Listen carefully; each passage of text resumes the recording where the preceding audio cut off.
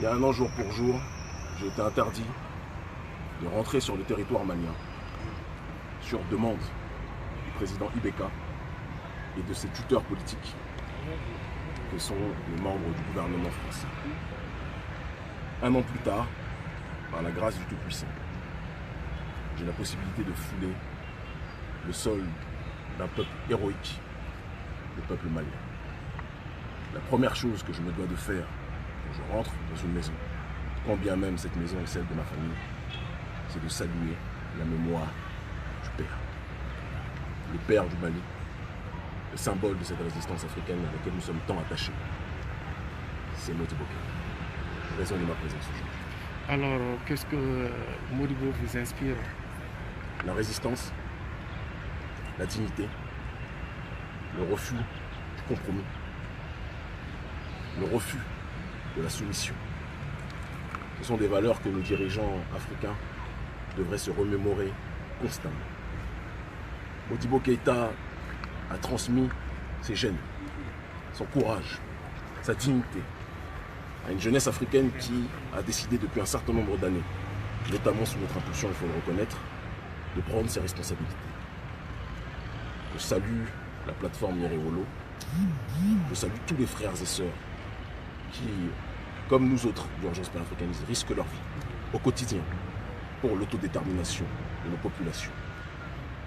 Et la seule chose que l'on peut dire lorsque l'on pense à Modibo Keïta, c'est qu'il a transmis le relais et que notre génération continuera cette course jusqu'au bout. Au-delà du recueillement, qu'est-ce que vous êtes venu au Mali? Vous allez faire encore? Comme je l'ai dit, nous sommes dans une démarche de sensibilisation, de mobilisation sur les questions relatives à la souveraineté.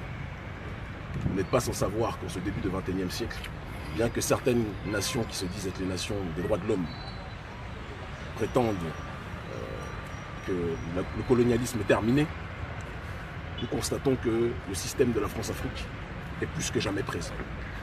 Présent sur le terrain monétaire, avec le franc CFA, maquillé de manière hypocrite, en écho, on aura l'occasion peut-être plus tard d'y revenir, présent sur le terrain militaire, avec des bases militaires qui sont présentes, sans justification éthique, sans justification légale en réalité, sans justification morale. Il est important de préciser, parce que l'armée française dit souvent qu'elle est présente parce que les autorités maliennes l'ont appelée. C'est un peu plus compliqué que cela. Ceux qui ont appelé l'armée française sont des gens qui étaient eux-mêmes des pions de la France, des intérêts français. Raison pour laquelle la France en réalité a été convoquée par elle-même, parce que je pense que l'oligarchie française a des intérêts en ce qui concerne nos ressources, il faut le dire, inavouables, d'où sa nécessité de rester sur place ici et de voir le chaos prospérer. Je ne veux pas être dans des propos trop durs, trop virulents, parce que je sais que le gouvernement malien est dans une situation qui est très difficile actuellement. Je connais les convictions des dirigeants, mais je sais aussi qu'ils doivent faire preuve de, excusez-moi le terme, réel politique. Mon but n'est pas de les incommoder. Mon but est de faire et de dire ce que nous avons toujours fait et ce que nous avons toujours dit. Être dans une démarche de souveraineté, d'autodétermination, de hauteur politique, de hauteur morale, d'auteur intellectuelle. En tout cas, nous ferons tout pour. Et nous disons et nous rappelons, parce que c'est important de le dire, l'Afrique appartient aux Africains. L'Afrique n'appartient pas à la France. Les ressources minières de l'Afrique n'appartiennent pas à la France, n'appartiennent pas à l'Occident, plutôt mourir. Et je rappellerai aussi que même si nous sommes ouverts à tout partenariat qui nous permettra de nous débarrasser du néocolonialisme, l'Afrique n'appartiendra non plus jamais à la Russie. Je pense que c'est important de le dire.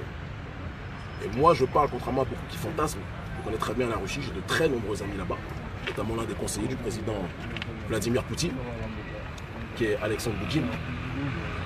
Et partant de ce principe, il est important de dire, s'il vous plaît, il est important de dire et de rappeler que nous sommes ouverts à toute sorte de partenariat qui permettra à l'Afrique de se lever.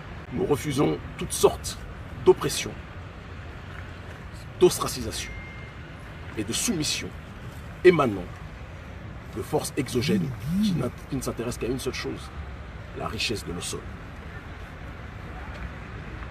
Kwame Nkrumah disait qu'il arrive un moment où le non-alignement devient une nécessité. Nous sommes alignés sur nous-mêmes, sur nos propres intérêts. Nous sommes la prostituée politique de personne.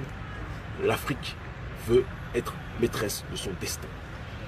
Et c'est la raison pour laquelle nous sommes présents ici. Et nous le disons avec simplicité. Ce que nous combattons, c'est la France-Afrique. Parce que c'est l'ennemi numéro 1. Et qui est d'ailleurs polymorphe, protéiforme, il faut le dire.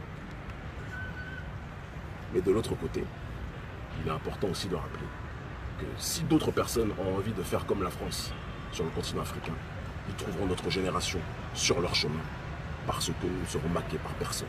Le XXIe siècle sera celui de l'autodétermination, de l'indépendance morale, politique, économique et culturelle.